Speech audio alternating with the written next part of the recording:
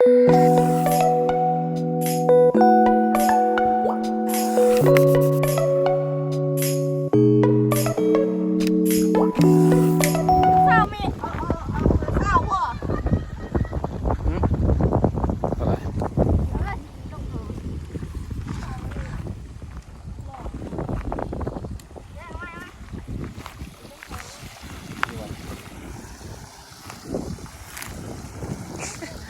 ำอะไรผู้หาผู้รักษาสีแบบของเอาเขาคูณมาแถมเขาควรให้ช่วยบอกอันไหนข้าวควายอันนี้มันอ่ะเอาปกติมันไม่แถมบ่คืออันที่ทุ้งน่ะไม่ใช่โน่นอ๋ออันกลิ้งอันที่เป็นเหล็กอยู่นั่นบ่ครับใช่เกี่ยวอันตรงนี้ใช่มันมีเขาเปลี่ยนเขาแถมให้หรอครับใช่ครับไม่มันมากับลอกอยู่แล้วสายก็คัดเดี๋ยวไปลงไปข้างล่างก่อนเดี๋ยวลงล่างก่อนแล้วขึ้นมาบนโอ้ใช่ยังจิ๊บ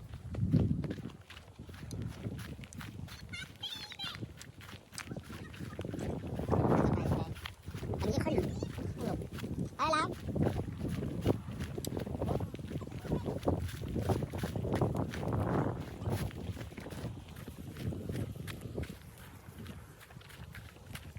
มาต่อไปเอาที่แบบมันไม่ติดอะไรนะ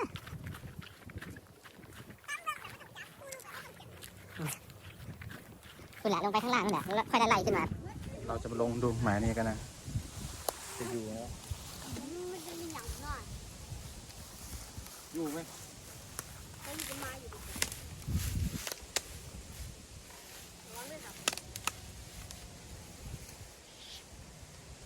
ครับแล้วฝน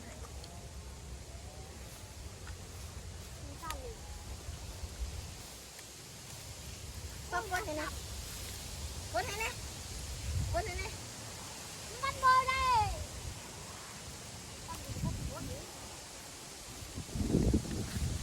กูตั้งกล้องมาไหนบอก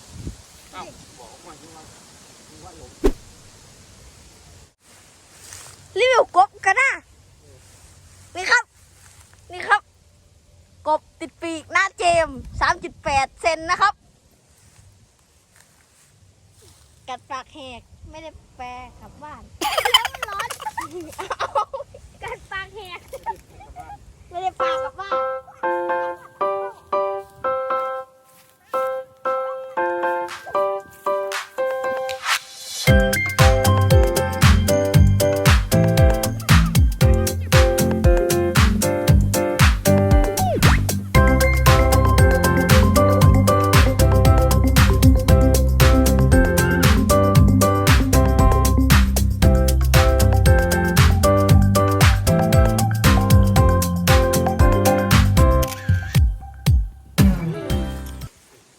ตะลุครับ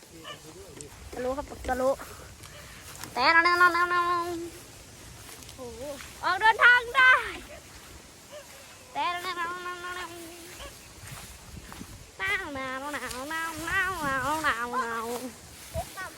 ยืนไม่ได้นะครับป้านะ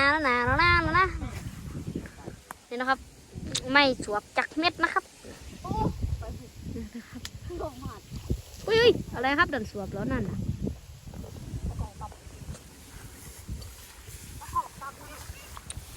ออกเดินทางได้ทุกฝั่งไปแล้วนะพี่ตอนนี้ครูเป็นเกือบเต้นใส่เนี่ยยางข้าป้าเกิดแล้วครับผมก็เสียวเหมือนกันนะครับ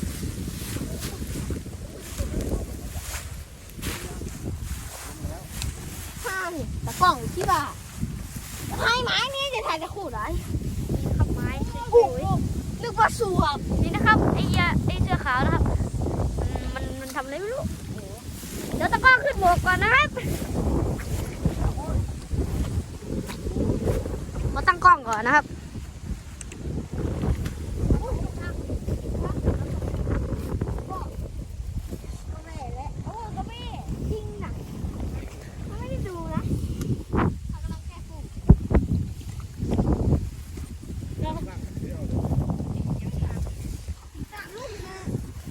นะครับดูนะครับตีตาลมนะครับฟูเลยนะครับโอ้ลมหนาวดีๆเลยนะมุกไปใกล้เลยนะครับ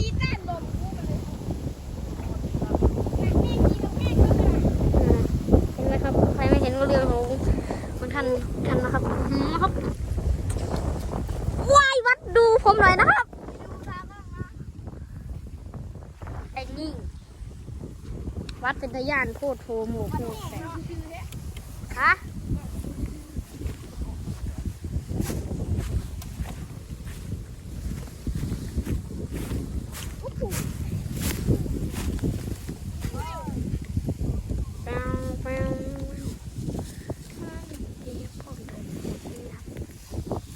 อีก2 คนไม่รู้อยู่ไหนนะครับแต่เห็นรถไหมครับอยู่นู่น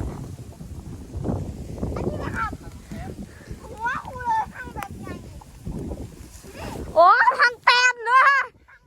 ทางห้างครับทางแตนทางห้างนะครับน่ะถ้ามันยังอยู่นะครับหัวให้ไม่รู้นะครับหัวแน่นอน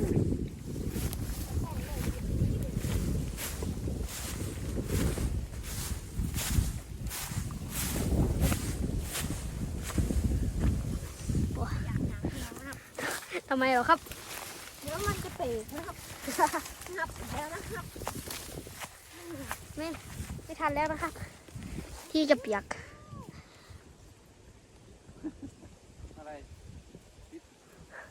ดูนะครับอีกฝั่งหนึ่งครับดูนะครับโอ้ครับปูระวังครับเดี๋ยวผมลัดไปครับตีฝั่งนี้ดีกว่าแสงพระอาทิตย์อยู่ไหนวะนี่นะครับไปไหนครับ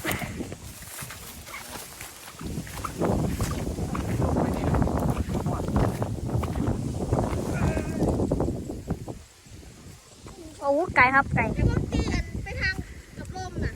มันจะปูนของผมน่ะอยู่ตรงนู้นเลยมันจะปูนของผมยังไปไหน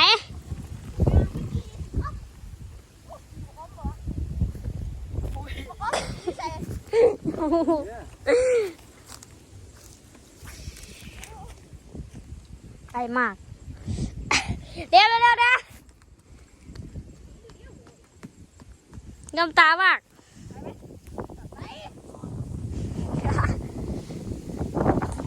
คนนั้นก็เดินคนนี้ก็ซิดคนนั้นก็ซิดคนนั้นก็เถียงกัน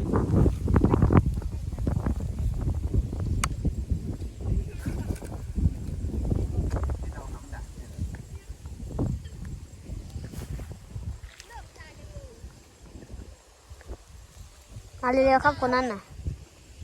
ไม่รู้อยู่ไหนแล้วนะแต่ทีนี้ก็น่าจะไม่เห็นนะแต่ดูเป็นตัวจริงนะเห็นนะ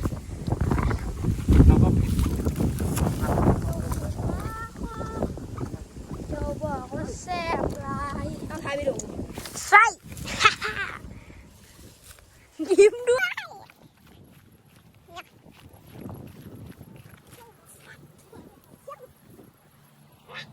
เดินไปเป็นแถวๆนะโอ้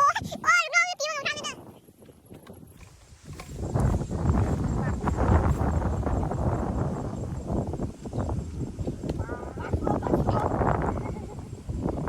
ของใครนะครับ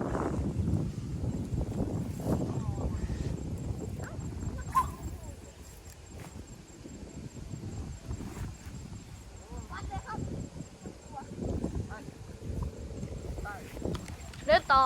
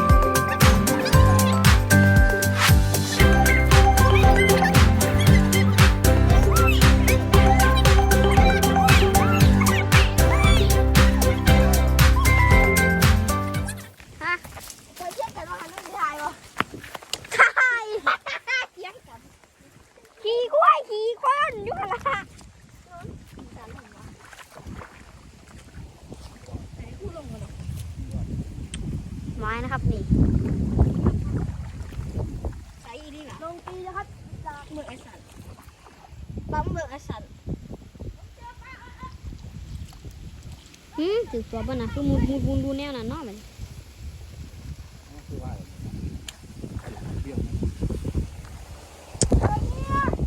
นะครับคนเกิมเฮียนะครับคนเกิมเฮีย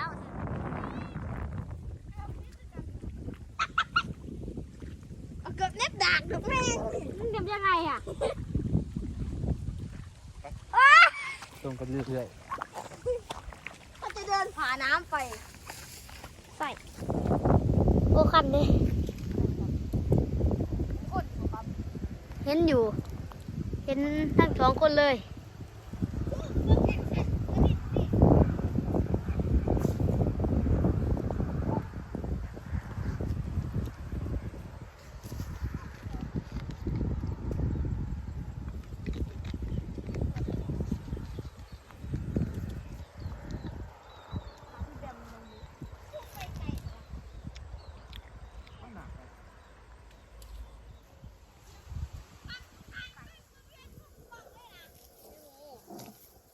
ไทยหัวกับ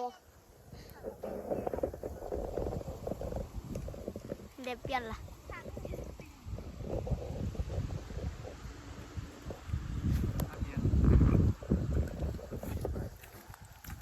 โนปะเมื่อกี้มันล้มลงเฉยใช่ไหมครับ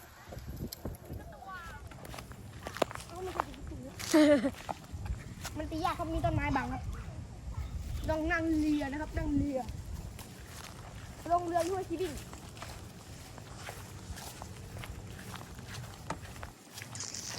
เนี่ยถ่ายผู้ใดเอาน้ำหน้าผู้ใดเอาเยอะมันตอนเดี๋ยวปักตอนท้ายคู่ยูหันเซ็ตกันที่ได้ครับอันกล้องกดยุดเองกันที่ได้ครับแค่สกีก็ติดปากครับแค่สกีก็ติดปากคือว่าพื้นที่เกินไม่รู้ที่เด็กมันก็ยังถ่ายได้ไม่พูดเลย10 บาทก็ขึ้นบนเลยทักไปเอาดูนะไปจัดดูไม้เขียวนะใส่ทะลักเลยเดี๋ยวนะครับเขาไปตามเขาไปดูไม้เขียวแป๊บไม้เขียวครับตัวยังไงครับน้ำหมักจำก็มีนะอ๋อแล้วครับวันนี้ก็จะมาปิดคลิปที่เดิมนะครับตรงหน้าฝาย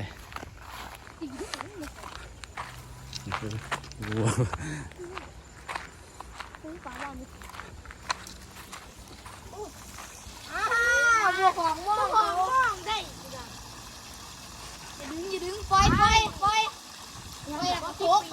กเออไม่ได้ขาดม่วงไงแบบนี้นะโอเค